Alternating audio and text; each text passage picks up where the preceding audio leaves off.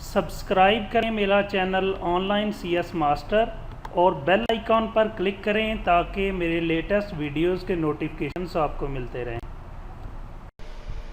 अस्सलाम वालेकुम स्टूडेंट्स, मैं हूं मोहम्मद अज़हर सागर ऑनलाइन CS मास्टर की जानब से। पिछले लेक्चर में हमने प्रोग्रामिंग के बारे में सीखा कि प्रोग्रामिंग क्या है, हम क्यों करते हैं, किस तरह से करते हैं, क्या तरीक़ाकार होता है, क्यों ज़रूरी है प्रोग्रामिंग करने का, और कुछ सॉफ्टवेयर की कैटेगरीज़ देखी, कुछ मशीन लैंग्वेज देखी, असेंबली लैंग्वेज देखी, और कुछ जो हाई लेवल लैंग्वेजेस देखी। हाई लेवल लैंग्वेजेस में हमने देखा कि हाई लेवल लैंग्वेज जो थी मशीन लैंग्वेज थी वो तो कंप्यूटर डायरेक्टली अंडरस्टैंड करता है, तो दूसरी जो असेंबली लैंग्वेज है उसको असेंबलर जो है वो कन्वर्ट करके देता है। दूसरी चीज़ जो हाई लेवल लैंग्वेजेस थी उसको कंप्यूटर के लिए समझने के काबिल बनाने के लिए कि कंप्यूटर को समझ कैसे आएगा। हमने बात की थी कि कंप्यूटर को जो हम सादा अल्फाज में लिखेंगे कि मैं लिखता हूँ 1 + 2 = 4, या फिर मैं कोई इंग्लिश में एक वर्ड लिखता हूँ, तो जो हाई लेवल लैंग्वेजेस हैं उसमें जो भी कमांड्स हैं, जैसे हम जो भी उसकी कमांड्स यूज़ करते हैं, तो उन सारों को वो कंप्यूटर तो डायरेक्टली अंडरस्टैंड नहीं करता इंग्लिश, वो तो 0-1 की लैंग्वेजेस जो है ना वो समझता है। तो उनको मैंने बात की थी कि हम क्या करते हैं कि उसके लिए एक ट्रांसलेटर यूज़ कर लेते हैं, एक कन्वर्टर यूज़ कर लेते हैं, जो क्या करेगा कि हम जो भी कोड लिखेंगे वो सारे के सारे कोड को कन्वर्ट करके कंप्यूटर की लैंग्वेज में ट्रांसलेट करेगा और कंप्यूटर को बता देगा भाई ये काम कर दो, तो वो काम हमें कर देगा। ठीक है, तो उस पर्पज़ के लिए दो टूल यूज़ होते हैं, एक होता है कंपाइलर और एक होता है इंटरप्रेटर। ठीक है, ये आज के लेक्चर में हम देखेंगे इस लेक्चर में कि कंपाइलर क्या होता है और इंटरप्रेटर क्या होता है और ये दोनों में फ़र्क क्या है। एक बात तो आप लोगों को समझ आ गई कि कंपाइलर और इंटरप्रेटर दोनों जो हैं ये कन्वर्जन करने के लिए यूज़ होते हैं। किसके लिए? अभी जो भी मैं कंप्यूटर पे टाइप करता हूँ व्हाट इज़ कंपाइलर, ये मैंने लिखा है तो ये इंग्लिश में लिखा है, तो ये मैंने कंप्यूटर को अगर कोई कंप्यूटर से काम करवाना है कोई, फॉर एग्ज़ाम्पल मैंने रन लिखा है तो रन में आके मैं कमांड लिखता हूँ विन वर्ड, तो ये मैं कंप्यूटर को एक कमांड दे रहा हूँ रन में जाके कि इसको खोल, ये विन वर्ड जो एप्लीकेशन है इसको आपने ओपन करना है। तो जैसे इसको मैं ओके करता हूँ तो ये माइक्रोसॉफ्ट वर्ड जो है ये ओपन हो गया। मैंने कंप्यूटर को एक कमांड दी थी, ये कंप्यूटर ने कैसे समझी?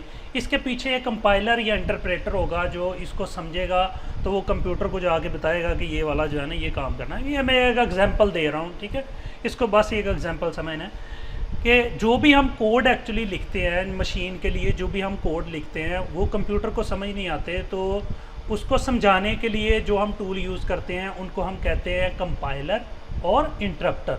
अब दोनों जो है ना वो कन्वर्जन के लिए यूज़ होते हैं, दोनों ट्रांसलेटर हैं। ठीक है, अब दोनों को समझ लेते हैं कि दोनों में फ़र्क क्या है।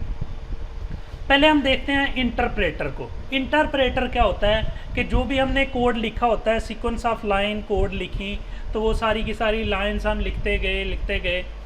मैं आपको थोड़ा सा इसके ऊपर समझा देता हूँ, पेंट के ऊपर, कि हमने कोड लिखा, कोई भी कोड यहाँ पे लिख दिया,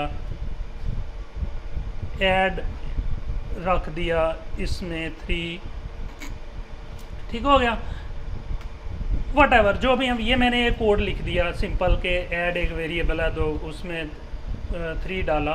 तो अब देखने की जो बात है वो ये है कि ये तो मैंने लिख दिया, अब कंप्यूटर को इसका नहीं पता कि ये क्या चीज़ है, ऐड क्या चीज़ है, ये सारा कुछ क्या है। फिर इसके नीचे इसके लिए हम जो है ना वो यूज़ करते हैं कंट्रोल इंटरप्टर या कंपाइलर।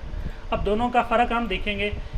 यहाँ पे भी मैंने कोई कोड लिख दिया, यहाँ पे भी लिख दिया, यहाँ पे भी, ये 5-6 लाइनें।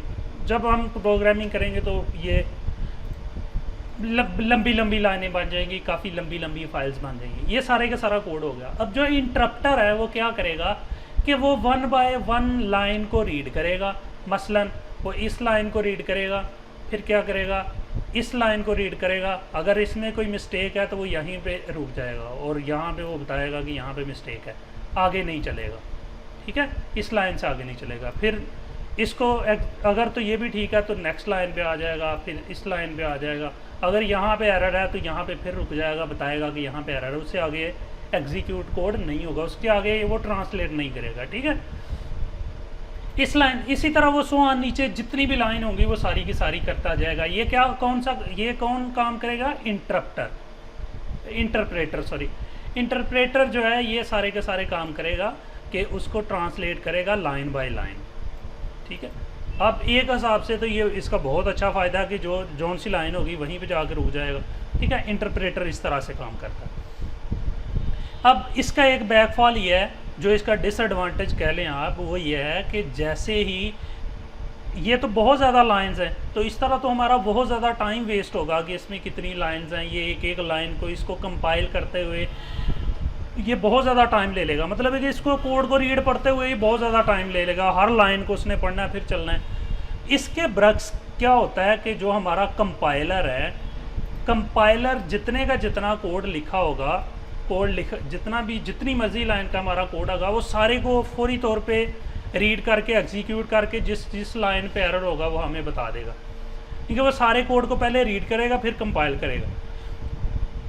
ठीक होगा, लेकिन जो हमारा इंटरप्टर है वो फिर बाद में जो है ना एरर बताएगा। लेकिन इसके बरक्स जो हमारा इंटरप्रेटर है वो क्या करता है कि एक एक लाइन को रीड करता है और फिर उसमें से क्या करता है, एरर फाइंड करता है, और एरर अगर फाउंड होता है तो वो हमें आगे आगाह करता है कि ये इसमें एरर है।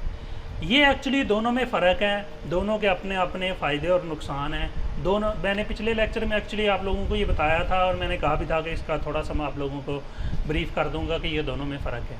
ठीक है, इंटरप्टर और कंपाइलर दोनों जो हैं हमारे किस काम आते हैं? ट्रांसलेशन के लिए। हम जो प्रोग्रामिंग का सॉफ्टवेयर लिखते हैं, जो प्रोग्राम हम लिखते हैं, उसको कंप्यूटर लैंग्वेज को समझाने के लिए ये हमारे लिए एज ए ट्रांसलेटर काम करता है। ये कन्वर्ट करके कंप्यूटर को समझाता है कि ये टास्क करना है, तो वो कंप्यूटर वो फिर टास्क का परफॉर्म कर देता है। ठीक है, अब ये कंपाइलर हो गया। इसके अलावा कुछ इस सारे ये जो कोड लिखते जा रहे हैं, अब जिस सॉफ्टवेयर में ये जो हम कोड लिखेंगे उसको बोलते हैं एडिटर। ठीक है, उसको बोलते हैं एडिटर। जिसमें भी कोई भी सॉफ्टवेयर है उस जो भी हम यूज़ करेंगे वो मैं आपको आगे बताता जाऊंगा साथ साथ कौन सा हम एडिटर यूज़ करेंगे। जिस सॉफ्टवेयर में हम कोड लिखते हैं उसको एडिटर बोलते हैं। जो कोड लिखने के बाद ये जो प्रोसेस है ये लिखने का, इसको लिखने के बाद जब हम कंपाइल करते हैं, कंपाइल का करने का मतलब ये कंप्यूटर को सॉफ्टवेयर एडिटर को बताते हैं कब इसको जो है ना कन्वर्ट करते हैं। कंपाइल मतलब कन्वर्ट करवाना है या एग्जीक्यूट करवाना है, तो ये सारे वर्ड जो हैं एक ही बात है। कंपाइलर के लिए हम वर्ड यूज़ करते हैं कि कंपाइल करना है, तो कंपाइल हो जाएगा। आज के लेक्चर में बस इतना ही।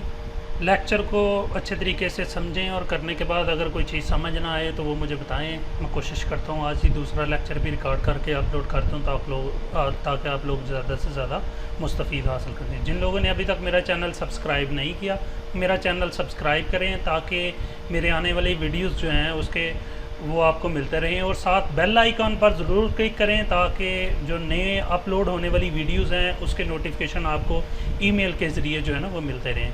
Thank you for watching. अल्लाह हाफ़िज़।